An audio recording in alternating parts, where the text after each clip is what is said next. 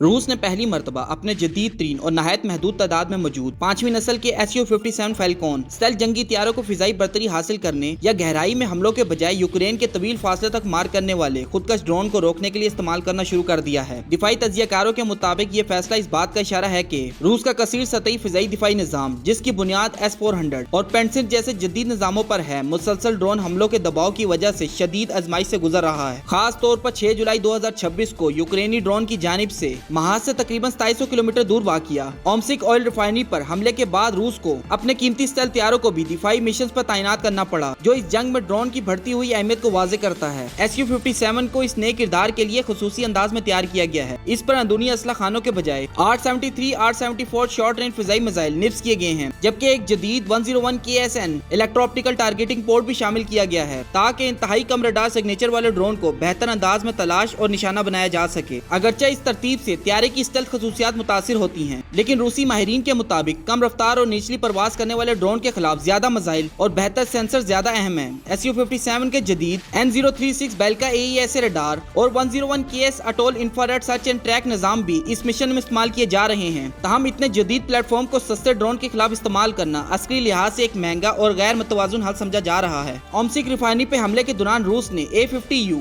Airborne early warning तैयारे के साथ मिलकर Su-57 को फिजा में भेजा, लेकिन ओपन सोर्स तज्जियों के मुताबिक सिर्फ एक ड्रोन ही मार गिराया जा सका, जबकि दीगर ड्रोन अपने हदफ तक पहुंचने में कामयाब रहे। अगरचे रूसी ज़राए इस दावे से इख्तिलाफ करते हैं, ताहम सैटेलाइट तस्वीर ने रिफाइनरी को पहुंचने वाले नुकसान की तस्दीक की, जिससे ये जाहिर होता है कि इंतहाई जदीद फिजाई दिफाई निज़ाम भी बड़े पैमाने पर किए जाने वाले ड्रोन हमलों को मुकम्मल तौर पर रोकने में मुश्किलात का शिकार है। दिफाई माहिरीन के मुताबिक रूस के पास इस वक्त सिर्फ महदूद तादाद में Su-57 मौजूद हैं, इसलिए इन्हें सस्ते खुदकश ड्रोन के खिलाफ इस्तेमाल करना एक महंगा फैसला है। एक तरफ हर Su-57 की परवाज और देखभाल पर भारी खर्चात आते हैं, जबकि दूसरी तरफ यूक्रेनी ड्रोन निस्बतन कम लागत में तैयार किए जा सकते हैं। इस सूरत हाल में जदीद फिजाई जंग में लागत और मौसरियत के तवाजुन पर नए सवालात खड़े कर दिए हैं, जहां चंद हजार डॉलर मालियत का ड्रोन करोड़ों डॉलर के जंगी हथियारों को दिफाई किरदार अदा करने पर मजबूर कर देता है। इस जंग से हासिल होने वाला सबसे अहम सबक ये है कि मुस्तकबिल की फिजाई जंगें सिर्फ स्टेल्थ जंगी हथियारों या जदीद मिसाइलों से नहीं जीती जाएंगी, बल्कि सस्ते और बड़ी तादाद में तैयार होने वाले ड्रोन, जदीद सेंसर नेटवर्क, इलेक्ट्रॉनिक वारफेयर और मौसर काउंटर ड्रोन दिफाई निजाम फैसला कुन किरदार अदा करेंगी। यही वजह है कि दुनिया की कई बड़ी फिजाई अफवाज अब अपने कीमती 5वीं नस्ल के जंगी हथियारों के साथ साथ खसूसी एंटी ड्रोन निजाम, बगैर पायलट इंटरसेप्टर और कम लागत दिफाई प्लेटफॉर्म की तैयारी पर तेजी से तवज्जो दे रहे हैं।